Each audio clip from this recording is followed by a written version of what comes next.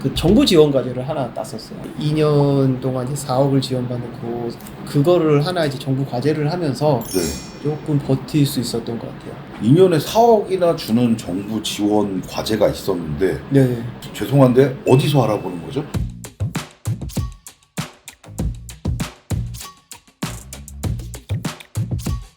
부서 중에 제일 중요한 부서가 어떤 거예요? 저는 회계라고 생각해요. 회계. 네, 저는 항상 말씀드리지만 회계라고 생각해요. 왜요? 그게 안 되면은 앞으로 남고 다 뒤로 미치거든요. 아, 내가 이거를 얼마에 가져서 얼마에 팔았을 때 얼마에 남는다는 거를 네. 알고 있어야 되는데 사실 1인 기업이나 작은 기업 대표님들을 만나서 얘기를 하다 보면은 매출을 모르시는 경우도 많지. 많이 있어요. 내가 세금을 얼마 내는지도 세무사에 물어보시는 분들도 많이 있고 하신데 저는 그렇게 되면은 조금은 오래 가기는 어렵다고 저는 생각을 그치. 하고 있어요. 예. 저는 회사 직장 생활을 하면서 영업 빼고는 다 해봤던 것 같아요. 영업은 내가 나와서 대표가 되니까 하게 되더라고요. 근데 회계나 이런 거는 사실 내가 기본 지식이 없는 상태에서 대표를 하면서 회계를 하기는 사실 쉽지 않은 것 같아요. 네. 배우기도 쉽지가 않고 이것보다 더 중요하다고 생각을 하는 일들이 대부분 많다고 생각을 하시거든요. 네. 매출을 더 띄어야 된다 이런 생각을 많이 하시기 때문에 그렇죠. 그렇죠. 네, 이게 아무래도 후순위의 문제인데 저는 회계가 되게 중요하다고 생각해요. 그럼 직원을 뽑을 때 회계 직원부터 뽑으셨나요? 아니요.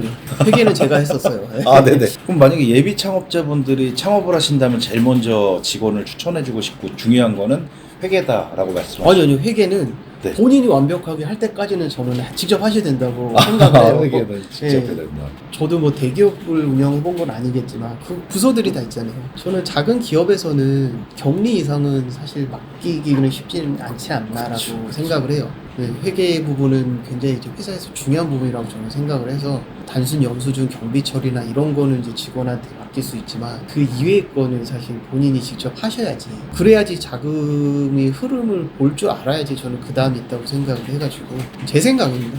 혹시 그러면은 회계 프로그램을 쓰시나요? 아니면 엑셀로 하시나요? 저는 엑셀. 내가 세금을 얼마 내야 되는지, 내 매출이 얼마인지, 매입 자료가 얼마인지 그 정도는 사실 대표가 판단을 하고 있어야지 그 넥스트 스텝이 나오지 않을까라고 생각해요. 이 프로그램을 안 쓰고 엑셀로 하시면 이런 양식 같은 걸 좀 구할 때가 있나요? 저도 직접 만들어 쓰거든요. 네, 그게 사실 편하더라고요. 이거를 누구한테 뭐 공유를 할 게 아니니까. 그 직접 만든 거의 단점이 네.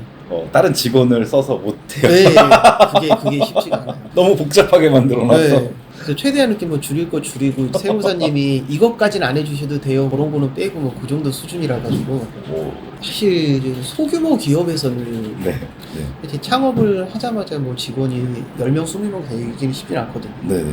한 몇 년간은 분명히 1인 기업으로 그렇습니다. 버티셔야 하는데 네.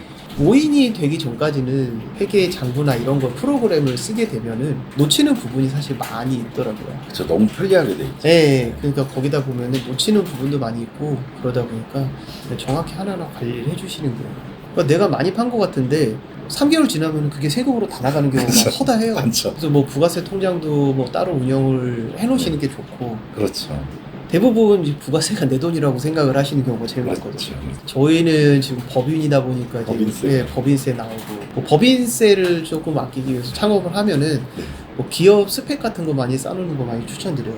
뭐 벤처기업도 따놓고 네. 기업 인증을 받아놓는 거를 많이 좀 추천을 드리고 있어요. 그런 거는 뭐 컨설팅 업체를 통해서 받으셨나요? 직접 하셨나요? 저희가 직접 한 것도 있고 하다가 이제 어려운 거는 이제 컨설팅을 받은 것도 있고 그때그때 상황에 맞춰서 좀 하고 있어요. 18년부터 지금 5년 정도 되셨는데 처음 매출 나온 게 바로 나왔나요? 시작하자마자? 아니요, 처음 매출 나온 거는 2주 정도 있다가 나온 것 같아요. 2주? 네. 오, 빨리 나왔네요. 네, 빨리 나왔었어요. 네.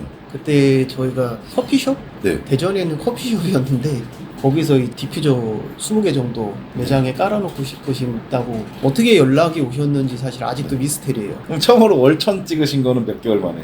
저희가 스스로 한 건 한 6개월, 7개월 정도 6개월, 됐을 7개월. 때였던 것 같아요. 저는 처음에 무조건 명함을 받거나 뭐를 하면은 갔어요, 그냥. 네. 어떻게든 핑계를 만들어서 네. 그냥 갔어요. 네. 그래서 대전도 그냥 전화로 뭐 해가지고 네. 뭐 이렇게 뭐 견적서 보내주세요 했는데 대전도 갔어요. 네.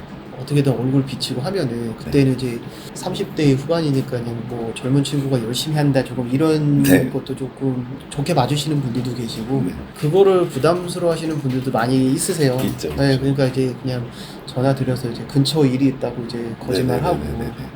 한번 자리 뵙고 뭐 특별한 뭐 얘기 없어도 그냥 인사 한번 드리고 가고 좀 그러다 보니까 이제 소개도 많이 해주시고 네, 그러니까 그게 쌓이고 쌓이다 보면 사실 어디서 어떻게 도움이 서로 될지 모르기 그렇죠, 때문에 그렇죠. 사업을 하다 보면은 인맥을 많이 쌓아야 되는 거는 네. 아직은 우리나라에서는 어쩔 수 없는 것 같아요. 아, 전 세계적으로. 네. 전 세계적으로. 뭐 이게- 중국 가니까 더 심하던데. 네, 뭐 다른 나라도 더 심한데 많이 이제 온라인 플랫폼이나 이쪽으로 사업을 많이 하시는 분들이 많아진다고 해도 아직까지는 사실 그게 쉽지는 않은 것 같아요. 사람 많이 만나시고 그 안에서 이쪽으로 관계 쌓아놓으시고 이러면은 분명히 언젠가는 도움이 되더라고요. 근데 저는 사업을 하면서 성격이 많이 바뀌었어요. 아까도 말씀드렸자면 저는 이제 내부 일만 하다가 네.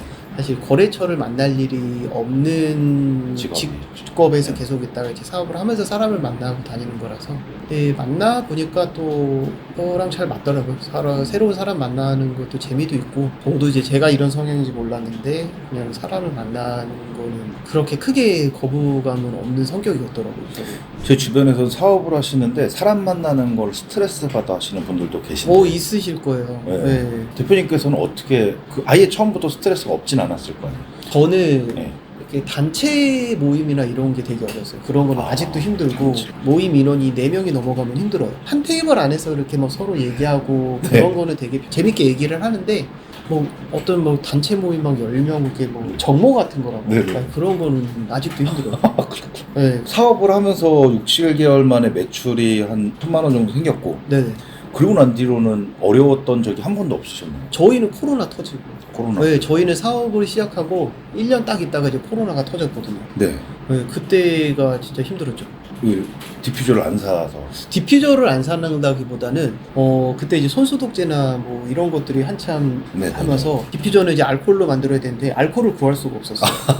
그것 때문에 뭐 주문이 들어와도 생산을 할 수가 없는 상태였고 네, 그때가 조금 되게 어려웠던 것 같아요. 코로나 딱 터지고 한 몇 개월 동안. 그때 급하게 뭐 손소독제나 뭐 이런 걸로 전환하실 생각은 안 하셨어요? 마스크나. 그러기에는 사실 네. 저희의 업력도 짧았었고 네. 저희가 시작한 지 얼마 안 된 상태니까 자금도 없었었고 저희 같은 경우는 그 창업 지원을 받으면서 창업을 시작을 했거든요. 네. 저희는 대학교 산학협력단이랑 제휴가 돼서 창업을 해가지고 이제 산학협력단에서 있었는데 그게 6개월간 이제 지원금을 받고 이제 뭐 직원들도 몇 명 채용해야 되고 이제 그런 게 있었어요.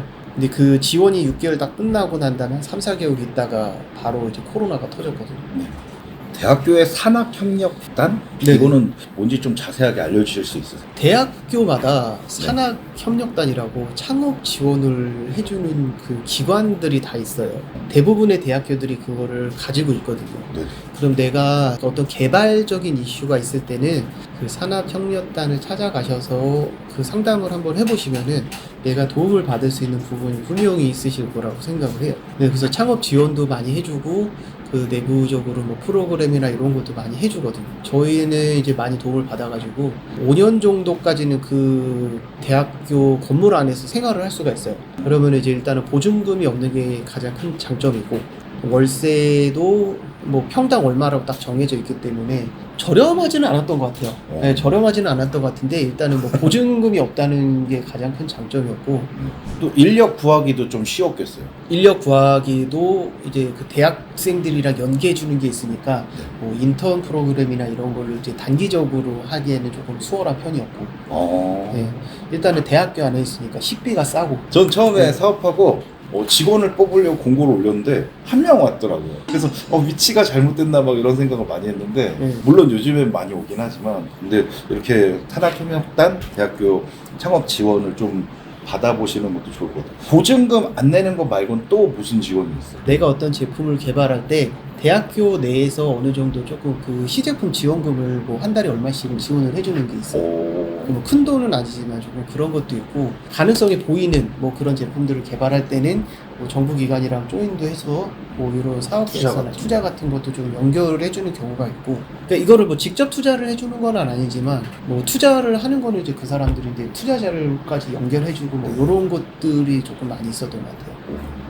혹시 그러면은 그 대학을 나온 사람만 할 수 아니요, 전혀 상관없습니다. 그럼 조건은 개발만 예, 한다면? 이 회사가 어떤 그 개발을 해야 돼요. 제가 이렇게 대표님들 많이 초대해서 얘기 들어보면 네. 다 자기 돈 갖고 하신 분 없는 것 같고 아, 부러워요. 쉽지는 않죠. 근데 지원금을 받으면은 또 이제 네. 직원을 필수적으로 몇 명을 인건비로 써야 되는 지원금 안 부분이 받아도 있어요. 직원 뽑아야 돼. 네, 그래서 그런 게 그러면은 이 지원금을 받을 동안 직원분들이 네. 어느 정도 이제 매출을 끌어올 수 있게 이제 어레인지를 해드려야 되는데, 창업 초기에는 저도 경험이 없다 보니까 쉽지는 않더라고요. 뭘 시켜야 될지도 모르겠고, 할 일을 내가 만들어 와야 되는데 그치. 할 일을 일단 내가 못 만들어 오고. 뭘 시키지? 네. 혹시 코로나 때 좀 많이 힘드셨는데 알코올도 못 구해서 제품도 못 만드시고 그 실패를 어떻게 극복하셨어요? 그 정부 지원 과제를 하나 땄었어요. 그러니까 그 네. 중기부에서 하는 네. 정부 지원 과제를 해가지고 네.